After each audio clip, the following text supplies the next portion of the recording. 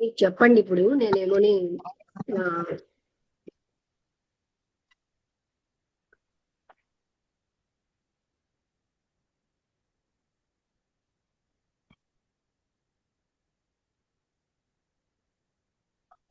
చెప్పండి.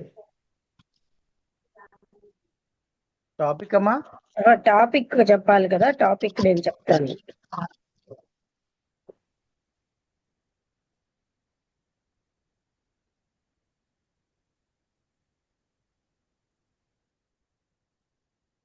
ఇది రికార్డింగ్ అయితే మినిమైజ్ అవ్వదంటున్నారు. మినిమైజ్ అవ్వకపోతే ఆ ట్యాబ్ మళ్ళీ రిపేర్ కి ఇచ్చాం.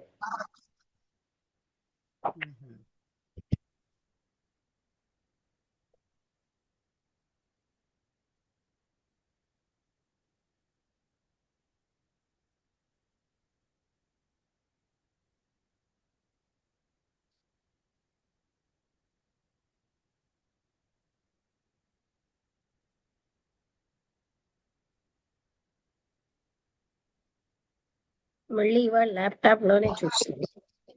కమెంట్రీస్ ఆన్ లివింగ్ 2 కదా. అవునమ్మా.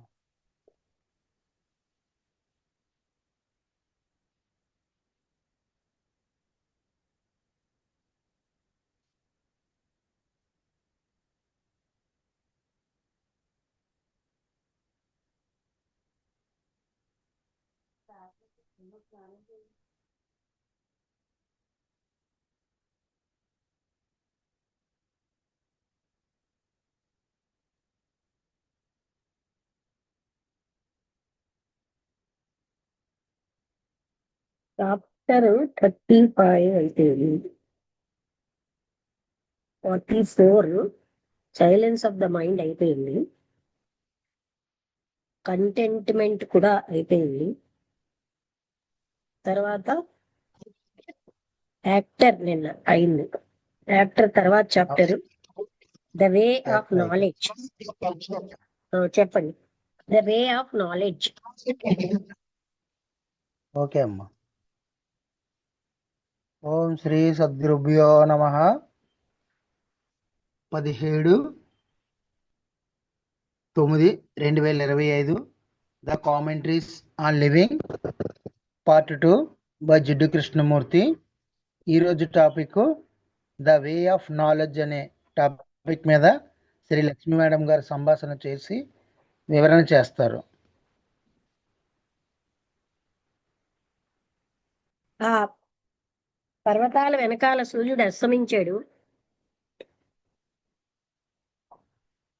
అక్కడ ఎంతో ఆ వెలుగు అన్నది ఇంకా ఆ రాక్స్ మీద తూర్పు దిశగా ఉంది. ఆ మార్గం ఏమో గ్రీన్ వ్యాలీ ద్వారా, అంటే ఇటు అటు వెళ్ళి గ్రీన్ వ్యాలీకి వెళ్తుంది. అదొక కామ్ గా ఉన్న సాయంత్రం. అక్కడ ఒక రకమైనటువంటి పల్చగా, అంటే కొంచెంగా ఉన్న గాలి ఉంది ఆ ఆకుల మీద. సాయంకాలపు నక్షత్రం అన్నది అప్పుడే కనబడుతోంది ఆ హొరైజన్ నుంచి. ఇప్పుడు ఇది చాలా చీకటిగా అయిపోయింది. అక్కడ చంద్రుడు లేడుట ఆ రోజు. ఆ చెట్లు అందరినీ స్వాగతిస్తున్నట్టుగా ఉన్నాయి. అవి కూడా ఆ డార్క్నెస్ రాత్రి అంటే డార్క్ రాత్రిలో కలిసిపోయాయి. అక్కడ చల్లగా ఉంది, సైలెంట్ గా ఉంది. ఆ కొండల మీద ఆకాశం అంతా నక్షత్రాలతో నిండిపోయింది. మౌంటైన్స్ అన్నీ కూడా క్లియర్ గా, షార్ప్ గా ఉన్నాయి.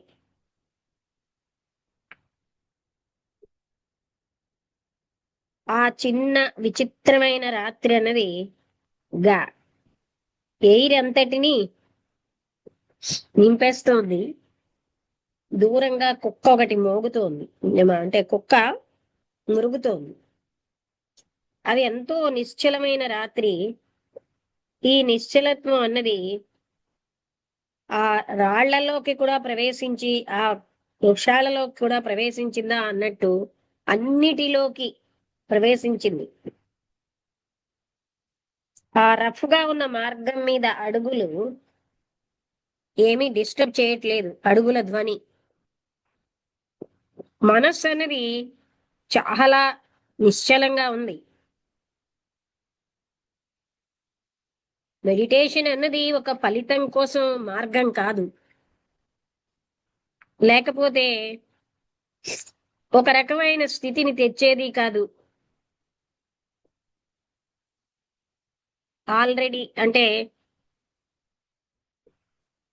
ఆల్రెడీ ఉన్నదో లేకపోతే తేవలసిందో అదేం కాదు. మెడిటేషన్ లో ఒకవేళ మెడిటేషనే గాని యొక్క ఇంటెన్షనే కా కోరుకున్న ఫలితం అన్నది పొందడమే అయితే అది మెడిటేషనే అవదు.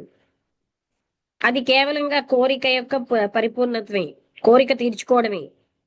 కోరిక అన్నది తృప్తి పడదు, కోరికకు అంతు లేదు.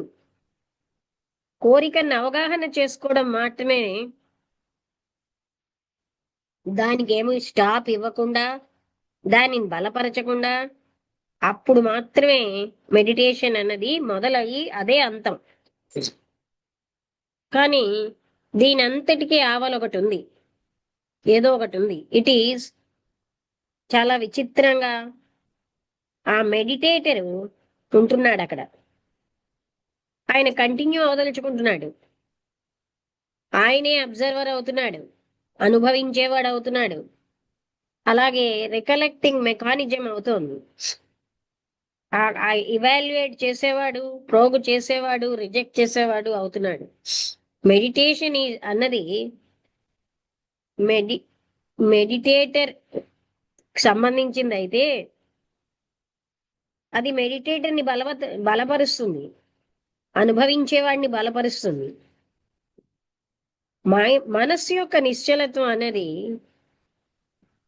ఎక్స్పీరియన్సర్ లేనప్పుడే సంభవం, అబ్జర్వర్ లేనప్పుడే, నేను ప్రశాంతంగా ఉన్నానని తెలుసుకునేవాడు లేనప్పుడే అది సంభవం. మనస్సు ఎప్పుడైతే నిశ్చలంగా ఉంటుందో అక్కడ జాగరూకమైన స్థితి ఉంటుంది. మీరు చాలా తీవ్రంగా ఎరుకతో ఎన్నో విషయాల్లో ఉండొచ్చు, మీరు ఎన్నిట్లోకో చొచ్చుకుని వెళ్ళొచ్చు, అన్వేషించవచ్చు, ఎంక్వైరీ చేయొచ్చు. కానీ ఇవన్నీ కూడా కోరిక యొక్క పనులే, ఇచ్ఛాశక్తి యొక్క పనులు, గుర్తింపు, లాభం యొక్క పనులు. ఎప్పుడూ జాగరూకంగా ఉన్నది అది కోరిక కాదు, లేకపోతే కోరికలోంచి ఉద్భవించింది కాదు. కోరికలోంచి సంఘర్షణ, ద్వైతము మొదలవుతాయి. ఈ సంఘర్షణే అజ్ఞానం.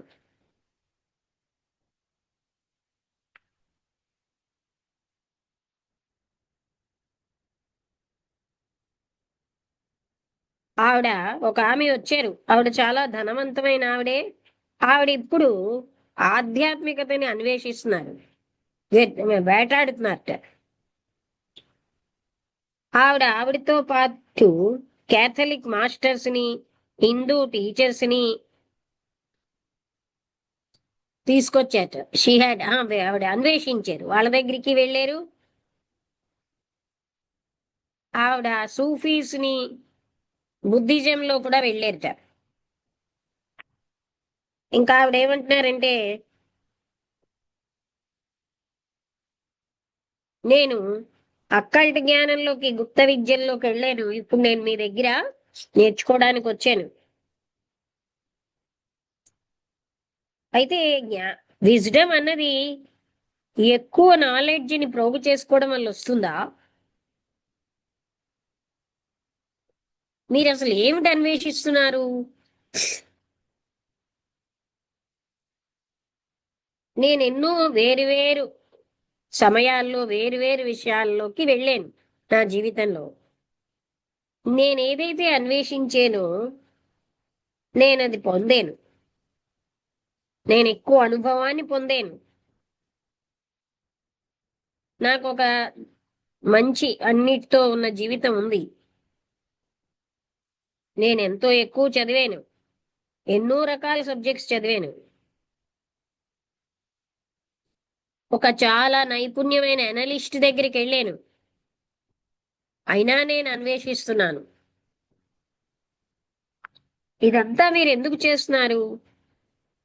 ఈ అన్వేషణ ఎందుకు? పై పైన గాని లోతైనది గాని అన్వేషణ అసలు ఎందుకు? ఎంత విచిత్రమైన ప్రశ్నను మీరు అడుగుతున్నారు.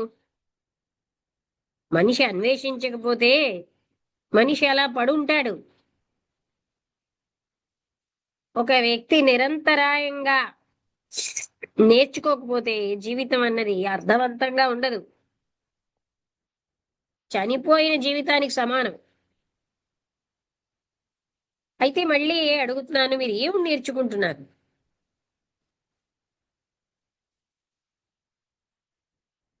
చదివేటప్పుడు ఇతరులు ఏమిటి చెప్పారో, మీ యొక్క స్ట్రక్చరు, మీ ప్రవర్తన మానవుల కోసం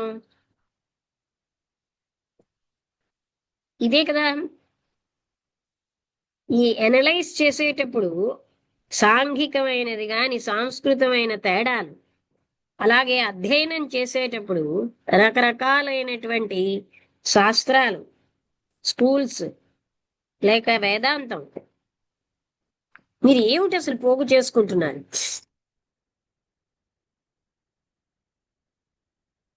నేనేమనుకుంటున్నానంటే, వ్యక్తికి కావలసినంత జ్ఞానం ఉంటే ఆయనని సంఘర్షణ నుంచి, దుఃఖాన్నించి అది కాపాడుతుందని. అందుకే నేను పోగు చేసుకున్నాను. ఎక్కడ వీలవుతే అక్కడ నుంచి. నాలెడ్జ్ అనేది అవసరమే అవగాహనకి అన్నారు. అంటే కృష్ణమూర్తి గారు అడుగుతున్నారు, ఈ నాలెడ్జ్ ద్వారా అవగాహన వస్తుందా, లేకపోతే నాలెడ్జ్ అనేది మనలో సృజనాత్మకమైన అవగాహన అడ్డేస్తోందా? మనం ఎలా ఉంటామంటే, మనం ఎన్నో రకాలైన యథార్థాలు, ఇన్ఫర్మేషన్ పోగు చేసుకోవడం అన్నది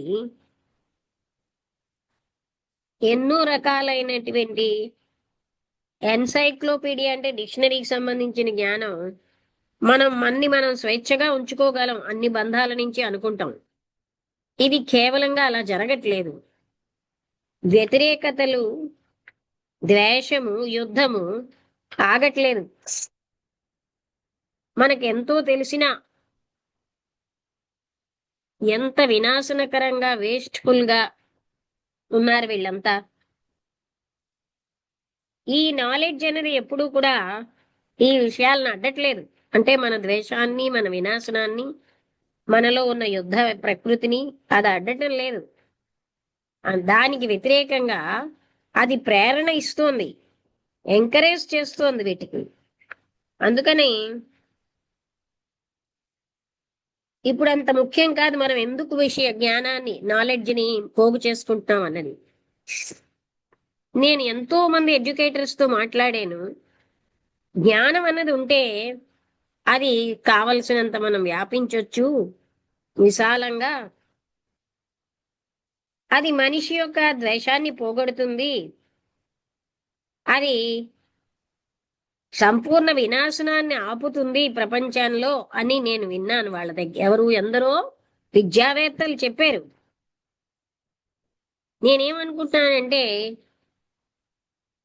ఎక్కువగా సీరియస్ గా ఉన్న విద్యావేత్తలందరూ కూడా అలాగే చెప్తారు. మనకిప్పుడు ఎంతో జ్ఞానం ఉన్నా సరే ఎన్నో రంగాలలో అది మనలో ఉన్నటువంటి పశుత్వాన్ని అడ్డలేదు. మనిషిలో ఉన్న పశుత్వాన్ని, అదే గ్రూపులో ఉన్న వాళ్ళని, దేశాన్ని, మతాన్ని అడ్డటం లేదు, ఆపలేదు. అంటే మనిషిలో ఉన్న పశుత్వాన్ని ఎంతో ఆర్జించిన జ్ఞానం అడ్డటం లేదు. అంటే అది అలాగే ఉంటుంది, జ్ఞానం అలాగే ఉంటుంది. ఇవన్నీ మనుషులు చేస్తున్నారు. బహుశా జ్ఞానం అన్నది మనని బంధిస్తోంది ఇంకో ఫ్యాక్టర్కి. అదేమిటంటే, ఈ సంక్షోభానికి, దుఃఖానికి అదే సొల్యూషన్. అదేమిటి అని అడిగారు. మీరు అదే స్పిరిట్ లో ఈ క్వశ్చన్, ఏ స్పిరిట్ లో ఈ ప్రశ్న అడుగుతున్నారు? ఒక వెర్బల్ ఆన్సర్ ఇవ్వబడుతుంది, కానీ అది కేవలంగా ఇంకా పదాలు జోడించి మీకు ఆల్రెడీ ఓవర్ బర్డెన్ అయిన మనస్సుని బర్డెన్ చేస్తుంది. ఎందుకంటే చాలా మందికి నాలెడ్జ్ అన్నది పదాలు సముదాయం. వాళ్ళ యొక్క ప్రెజుడీస్ ని బలపరుచుకుంటారు, వాళ్ళ నమ్మకాలని బలపరుచుకోవడానికే కావాలి. పదాలు, ఆలోచనలు అవన్నీ కూడా ఫ్రేమ్వర్క్ అన్నమాట. అందులో తన యొక్క కాన్సెప్ట్ ఉంటుంది, ఉద్దేశ్యం. ఈ కాన్సెప్ట్ అనేది వ్యతిరేకిస్తుంది, వ్యాకోచిస్తూ ఉంటుంది అనుభవం ద్వారా, నాలెడ్జ్ ద్వారా. కానీ అక్కడ hard core of the self అన్నది అక్కడే ఉంది. కేవలంగా నాలెడ్జ్ అన్నది లేకపోతే నేర్చుకోవడం అన్నది అది ఎప్పటికీ డిజాల్వ్ చెయ్యదు. విప్లవం అన్నది వాలంటరీగా డిజల్యూషన్, అది అంటే కరిగిపోయే ఈ రకమైన నేను అనే దాన్ని విలీనం చేస్తుంది. మన కాన్సెప్ట్ ని ఇదంతటిని విలీనం చేస్తుంది. యాక్షన్ అన్నది సెల్ఫ్ అంటే తనని శాశ్వతంగా ఉంచే నేను అనే జ్ఞానాన్ని నుంచి అది ఇంకా దుఃఖానికి, వినాశనానికి దారితీస్తుంది. అంటే నేను బలపడుతున్న కొద్దీ దుఃఖం, వినాశనం ఎక్కువైపోతూ ఉంటాయి.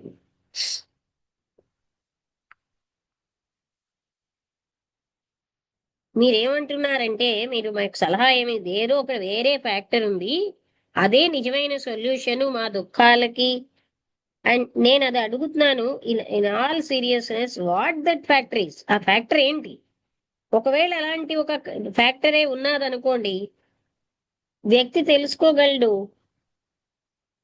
దాని చుట్టూరా తన జీవితాన్ని నిర్మించుకోగలడు. ఒక కొత్త, సంపూర్ణంగా కొత్తదైన సంస్కృతిని దానిలోంచి వస్తుంది. ఆలోచన ఎప్పుడు కూడా దాన్ని తెలుసుకోలేదు, మనస్సు దాన్ని అన్వేషించలేదు. మీరు తెలుసుకుని మీ జీవితాన్ని దాని చుట్టూరా ఏర్పరచుకోవాలనుకుంటున్నారు. కానీ ఆ మీరు అన్నది మీ జ్ఞానంతో, మీ భయాలు, ఆశలతో, మీ విసుగులు, భ్రాంతులతో దాన్ని ఎప్పుడూను కనిపెట్టలేదు. అది దాన్ని కనిపెట్టకపోతే కేవలంగా నాలెడ్జిని ఎక్కువగా పోగు చేసుకుంటే, ఎక్కువగా నేర్చుకుంటూ ఉంటే, అది ఏంటంటే మిమ్మల్ని అది ఒక ఆటంకంగా ఏర్పడుతుంది. ఏ స్టేట్ అయితే రావాలో అది రావడానికి ఆటంకం అయిపోతుంది. మీరే గాని నాకు దాని వైపు గైడ్ చేయకపోతే నేనే అన్వేషించాలి నా అంతటా. మీరు మళ్ళీ ఏం చెప్తున్నారంటే అన్వేషణ అంతా ఆగాలని. ఒకవేళ గైడెన్సే ఉంటే డిస్కవరీ లేదు అక్కడ. డిస్కవరీ నుంచి ఫ్రీడమ్ అనేది ఉంటుంది, నాట్ గైడెన్స్. అంటే there must be freedom to discover. మీరు డిస్కవర్ చేయగలిగే అంత స్వేచ్ఛ మీకు ఉండాలి, కానీ గైడెన్స్ ఉండకూడదు. ఈ డిస్కవరీ అన్నది ఒక ఫలితం కాదు. నాకు ఇదంతా అర్థం అవ్వట్లేదు అన్నారు. మీకు గైడెన్స్ కావాలి ఏదో అది తెలుసుకోవడానికి. మీకే గాని గైడెన్స్ ఉంటే మీరు అప్పుడు స్వేచ్ఛగా ఉండరు. మీరేంటంటే తెలుసున్న వాడికి ఒక బానిస అయిపోతారు. ఎవరైతే మీకు ఆయనకి బాగా తెలుసని చెప్తారో ఆయన ఆల్రెడీ బానిస తన జ్ఞానానికి. ఆయన కూడా స్వేచ్ఛ పొందాలి. ఏ క్షణం కాక్షణమే స్వేచ్ఛని పొందాలి. నాలెడ్జ్ అన్నది ఒక ఆటంకమే. మీరు మరికొంచెం ఎక్స్ప్లెయిన్ చేస్తారా అన్నారు ఆవిడ. నాలెడ్జ్ ఎప్పుడు గతానికి చెందింది. మీకు తెలుసున్నదంతా గతమే. మీకు ప్రజెంట్ తెలియదు, భవిష్యత్తు తెలియదు. గతాన్ని బలపరచుకోవడం అన్నది నాలెడ్జ్ యొక్క మార్గమే. ఏదైతే మనం తెలుసుకోవలసినదో అది కొత్తదే. మీ జ్ఞానం మీరు గతంలో పోగు చేసుకున్నదంతా కొత్తదాన్ని కనిపెట్టలేదు, తెలియని దాన్ని తెలుసుకోదు. అయితే మీ ఉద్దేశం ఏంటి? వ్యక్తి తను ఆర్జించిన జ్ఞానం అంతా వదిలేయాలా? భగవంతుని తెలుసుకోవాలంటే, ప్రేమ కలిగి ఉండాలంటే, అది ఏదైనా భగవంతుడు ప్రేమ ఏదైనా అది పొందాలి అంటే తెలుసుకున్న జ్ఞానం అంతా వదిలేయాలా? మీకున్న ఈ సెల్ఫ్ అనేది గతానికి చెందింది. ఆ సెల్ఫ్ ఏం చేస్తుంది? దానికి శక్తి పోగు చేసుకునే పోగు చేసుకుంటుంది సద్గుణాలని, ఐడియాస్ని. ఆలోచన అన్నది నిన్న నిన్నటి నుంచి కండిషన్ అయిపోతుంది. ఈ ఆలోచన అన్న పరికరంతో మీరు ప్రయత్నిస్తున్నారు తెలియని దాన్ని తెలుసుకోవడానికి. అది సంభవం కాదు. జ్ఞానం అన్నది ఆగిపోవాలి ఆ కొత్తది తెలుసుకోవాలంటే. అయితే మనస్సుని జ్ఞానం నుంచి ఎలాగా విముక్తి చెయ్యాలి? హౌ అన్న ప్రశ్న లేదండి. ఏదైనా మెథడ్ ని మీరు ప్రాక్టీస్ చేస్తున్నారంటే అక్కడ మీరు ఏం చేస్తున్నారు? మనస్సుని కండిషన్ చేస్తున్నారు. అప్పుడు అలాంటప్పుడు మీకు ఒక ఫలితం వస్తుంది. అక్కడ మీకు జ్ఞానం నుంచి స్వేచ్ఛ ఉన్న మనస్సు ఉండదు. మీ నుంచి మీకు స్వేచ్ఛ రాదు. అసలు మార్గం అంటూ ఏదీ లేదు. ప్యాసివ్ అవేర్నెస్ అన్నదే ఆ సత్యాన్ని తెలుసుకోవడానికి. జ్ఞానానికి సంబంధించి ప్యాసివ్ అవేర్నెస్ ఉండాలి. అంటే మీరు ఆర్జించిన జ్ఞానాన్ని ప్యాసివ్ అవేర్నెస్ తో చూస్తే అప్పుడు మీకేమోని అసలైనది తెలుస్తుంది. ఇక్కడితో అయిపోయింది. అర్థమైందా ఇది?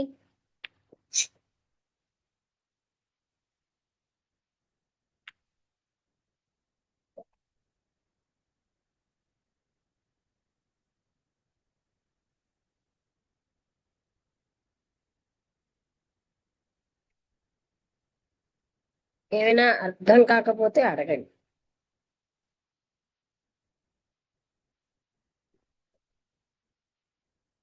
అంటే మనం ఎప్పుడు కూడా పోగు చేసుకున్న జ్ఞానంలోనే ఉంటున్నాం.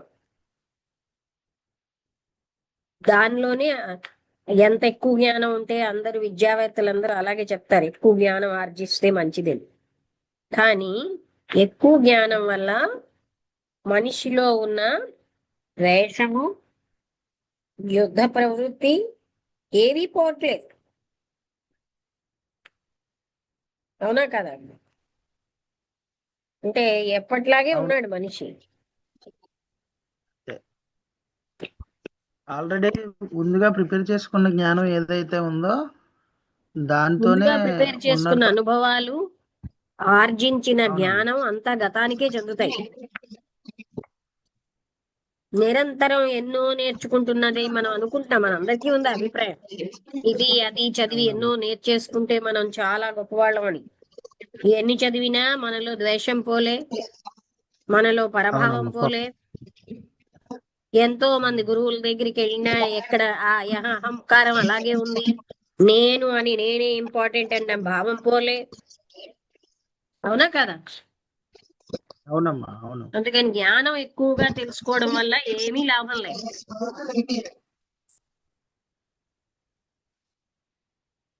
అది ఏం చేస్తోంది మన సెల్ఫ్ బలపడిపోతుంది. ఏదైతే ఆ సెల్ఫ్ బలపడిపోతున్న కొద్దీ అసలైన సత్యం మనకి దూరంగా ఉంది. వేరే ఒకటి అవునమ్మా. ఉందంటే అదేదో చెప్పండి అన్నారు. అది ఏది అంటే అది మీ అంతటి మీరు తెలుసుకోవాల్సిందే. మనస్సుని ఎంటీ చేస్తే మీ జ్ఞానంని, మీరు ఆర్జించిన జ్ఞానం అంతా వదిలేయాలా అంటే, మనస్సు ఫ్రీ అవ్వాలంటే వదిలేయాలి. అటువంటి జ్ఞానంతో ఉన్న ఏనాడు కూడా కనిపెట్టలేదు. అంటే ఆ జ్ఞానాన్ని ఎలా వదిలేయాలి, ఎలా అని అడగండి. మీరు ఆ జ్ఞానం యొక్క నిరర్ధకతను తెలుసుకుంటే మీరు ఆటోమేటిక్ గా స్వేచ్ఛగా అయిపోతారు. అప్పుడు ఆ సత్యం అన్నది మీకు అర్థమవుతుంది. మీరే అంటే అక్కడ ఉంటుంది. అంటే మన అభిప్రాయాలకు వ్యతిరేకంగా ఉంది. ఎన్నో నేర్చేసుకుంటే మనకి ఏంటి సౌండ్,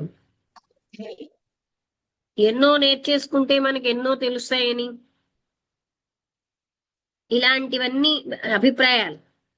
అల్ల గురువులు చెప్పింది, ఇల్లి గురువులు చెప్పింది, ఇలాగా రోలింగ్ స్టోన్ లా తిరుగుతూ తిరుగుతూ, రోలింగ్ స్టోన్ ఎప్పుడు మాస్ని గ్యాదర్స్ నో మాస్ అని ప్రొవర్బ్ ఉంది కదా. అంటే ఆ జ్ఞానాన్ని ఎక్కువగా మనం పోగు చేసుకోవడం వల్ల అది మనకు ఆటంకమే. అసలైనటువంటి ఆ దైవము లేదా ఆ సత్యాన్ని తెలుసుకోవడానికి ఆటంకమే ఈ జ్ఞానం అంతా.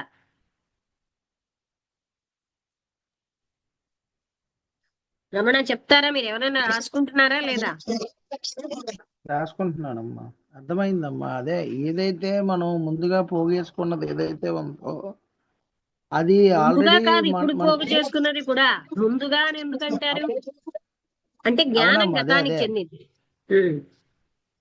కాలంలో కానీ లేకపోతే ఎవరైనా గురువుల దగ్గర విన్నది కానీ లేకపోతే ఏదైనా ఏదైతే ఉందో అది అంతా కాకుండా ఆ తెలుసు అనే దాన్ని నిశ్చలం చేసి చూస్తున్నప్పుడే మాత్రమే ఆ సత్యాన్ని తెలుసుకోవచ్చు అనే విషయం ఆ, చెప్తున్నారమ్మా. అంటే ఏది అదంతా కూడా కంపేర్ నిరర్ధకం అని చేయడానికి. ఎందుకంటున్నారు? ఏంటమ్మా? ఆ పోగు చేసుకున్న జ్ఞానం నిరర్ధకం అని ఎందుకంటున్నారు? ఇది గతానికి చెందింది కాబట్టమ్మా. గతానికి చెందితే ఎందుకు నిరర్ధకం?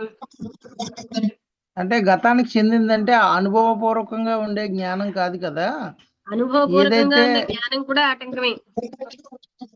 అదే అమ్మా, అదే ఆటంకమే. ప్రజెంట్ ఏదైతే ఉందో అది అదే కరెక్ట్ అన్నట్టు, అంటే కరెక్ట్ అని కాదు, అది అసలైన సత్యాన్ని ఏదైతే మీరు ముందుగా తెలుసుకొని ఉన్నదో, ఏదైతే మీరు ప్రీ డిటర్మెంట్లో పెట్టుకొని ఉన్నదో అదంతా అనుభవం అయినా కూడా అదంతా గతానికి చెందిందే అవుతుంది కదా అనే విషయాన్ని గతానికి తెలియజేస్తున్నారమ్మా. చెందితే నష్టం ఏంటి? అంటే అసత్యమైన జ్ఞానం అమ్మా. ఆ? ఆ గతంతో పోలిక ఉంటుంది. అసత్యమైన జ్ఞానం కాబట్టి ఈ గతానికి చెందిన ప్రతిదా ఈ అంటే అదంతా మనకు తెలుసున్నదే గాని తెలియని దాన్ని అది తెలుసుకోలేదు. అదే అమ్మా, అదే మరి అది చెప్పాలి తెలియని కదా. దాన్ని కొత్త దాన్ని, గతానికి చెందిన జ్ఞానం తెలుసుకోలేదు కదా. అవునమ్మా, అవును, అవును. తర్వాత పోనీ జ్ఞానం ఏమిటి చేస్తోంది? మనిషిలో ద్వేషాన్ని తగ్గించలేదు, యుద్ధ ప్రవృత్తిని పెంచుతోంది, ద్వేషాన్ని పెంచుతోంది, గ్రహాన్ని పెంచుతోంది. అమ్మా, అవునమ్మా. సో ఈ జ్ఞానం ఆ భగవంతుడు లేదా సత్యాన్ని తెలుసుకోవడానికి ఒక ఆటంకం. అవునమ్మా.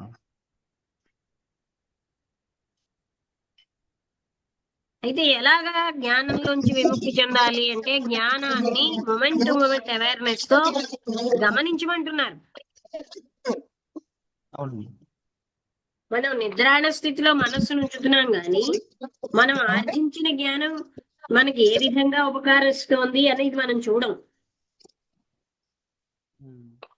ఎవరో చెప్పారు అందుకనే హౌ అని ఇతరులను అడగండి, మీ అంతటి మీరే తెలుసుకోండి అన్నారు. అవును.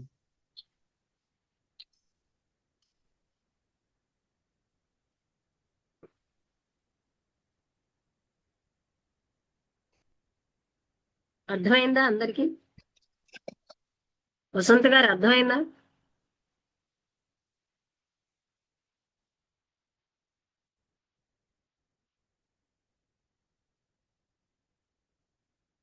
మనకి జ్ఞానం వల్ల మనకు కండిషన్ అయిపోయాం. అలాంటి ఆర్జించిన జ్ఞానంతో అన్ని చూస్తాం. అదొక ఆటంకం అయిపోయింది. అది ఒక పెద్ద అడ్డు అన్నమాట భగవతత్వాన్ని, భగవంతుణ్ణి తెలుసుకోవడానికి, లేదా సత్యాన్ని అనే విషయం మనం ఎప్పుడు ఆలోచించలేదు. అది పెద్ద ఆటంకం. అర్థమైందా ఈ పాయింట్? అర్థమైతే ముగించేద్దాం. ఈశ్వర్ గారు మీకు అర్థమైందా? అంటే జ్ఞానం అనేటటువంటి స్క్రీన్ లోంచే చూస్తున్నాం. అవునమ్మా. సత్యం వీటికి అతీతమైంది. పోగు చేసుకున్న నాలెడ్జ్కి వీటన్నిటికీ అతీతమైంది.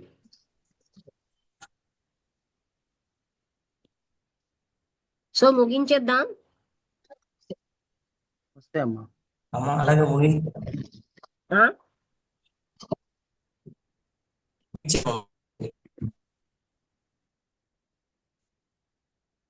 ఈ జూమ్ తో ముగించేద్దాం, మరి మీకు డౌట్స్ లేకపోతే. డౌట్స్ లేవు.